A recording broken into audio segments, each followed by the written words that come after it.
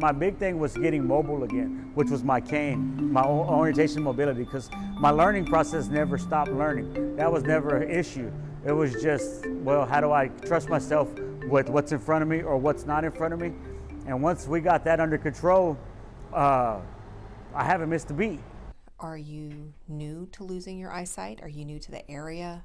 Are you needing to learn how to use public transportation?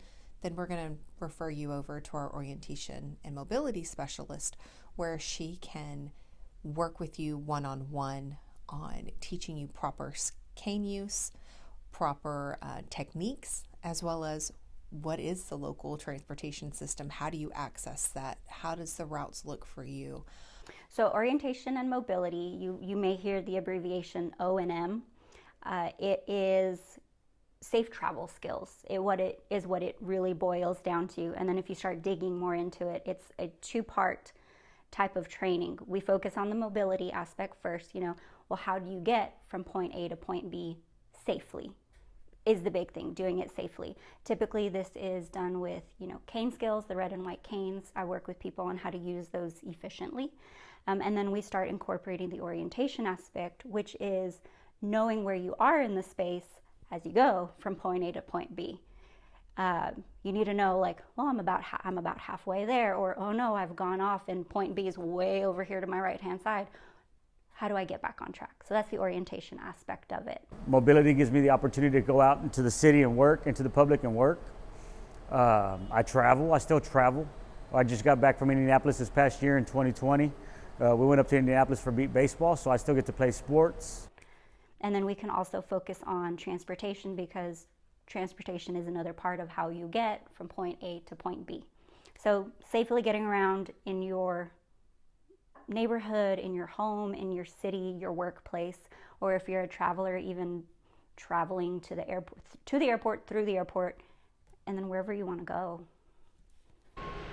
I'm not sure. Her name was Kelly. It was, don't recall the last name.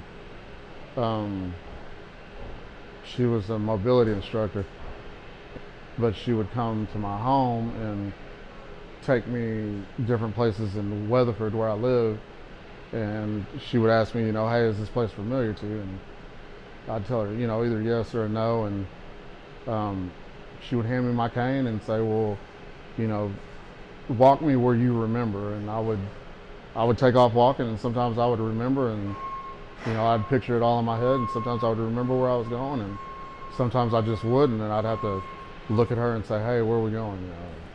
When I walked into this place, I had no idea exactly where I was going or what I was doing. I just had to learn it, listen to what was around me, all my surroundings, my footing, as far as like where my feet would go, or if there were steps nearby me or anything like that. And I even have some coworkers here that, they were grateful enough to show me, what they knew around here as far as how to get around. And so I just took it from there. I gave myself like a month, and before I knew it, I knew how to get around this place. And I worked with Jane when I worked in Florida, actually, and Jane lived in a just lovely home, and it took 10 minutes just to walk to the front gate of the housing community that she was in. And Jane has RP, retinitis pigmentosa. And so by the time she and I got connected, she had no color vision, no night vision, and it affects the peripherals. And so she had basically what was right in front of her face. Jane wanted to be able to get to, there was a little strip mall. If you come out of the community, make a right, and you have to walk a little ways, there's a little strip mall that had a breakfast lunch place, a wine bar, her dog's vet was out there too, and she wanted to go out there. She wanted to be able to go because the wine bar had social events and evenings and all that fun stuff. And so I asked her, well, how do you go? Like, how do you get out and about if you have to do anything, after 6 o'clock? And she's like, I don't. I stay home and I just don't go anywhere. And when we met, she was really struggling with feeling isolated. And low vision is a difficult part of the spectrum to kind of be in, to exist in. It's a hard place as it is. And so add on top of that isolation that she was feeling because she couldn't go out and be social. First, we had to get out of her apartment or her housing community. And so Jane and I worked, and we would just go to the corner. And I'm like, how you feel? And she's like, that's it, I'm good. Like, whew. And so the first couple of lessons were really short. And then something happened where she kind of had a realization. I need to do this.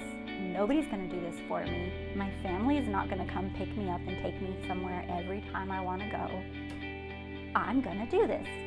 And so she started practicing that walk up to the front gate by herself. So then she and I were able to focus on the next part of it. You know, you've come out, you walk that long strip, and so she started practicing that.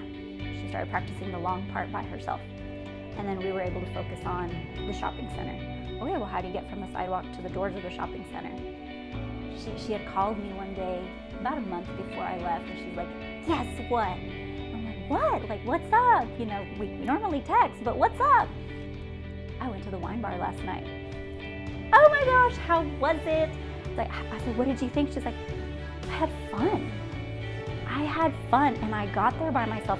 She took an Uber home. You know, don't drink and walk, apparently.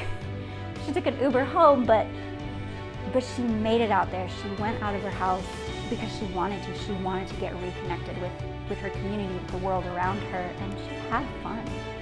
And she was safe. That's the big part. She was safe, and it just, Jane makes me so happy. The fact that she was able to do it, and that she knew, and that she wanted to share with me. Happy dance for her.